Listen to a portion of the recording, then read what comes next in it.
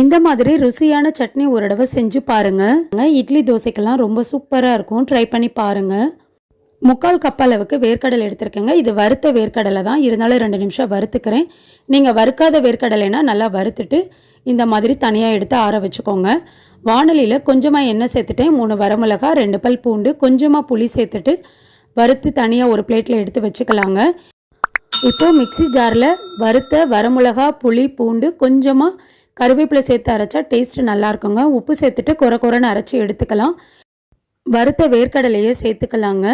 தேங்காய் 3/4 கப் அளவுக்கு சேர்த்துருக்கேன். கொஞ்சமாக தண்ணி சேர்த்துட்டு சட்னியை அரைச்சிட்டு வந்துடலாங்க. சட்னிக்கு கொஞ்சமாக தண்ணி சேர்த்துக்கிறேங்க. இப்போ இந்த சட்னி தாளிப்பு கொடுத்துடலாம். கொஞ்சமாக எண்ணெய் சேர்த்துட்டு 1 டீஸ்பூன் அளவுக்கு கடுகு, 2 வரமிளகா, கருவேப்பிலை சேர்த்துக்கலாங்க. வேர்க்கடலை சட்னியில் நம்ம புளி, பூண்டெல்லாம் சேர்த்துருக்கறனால டேஸ்ட் சூப்பராக இருக்குங்க.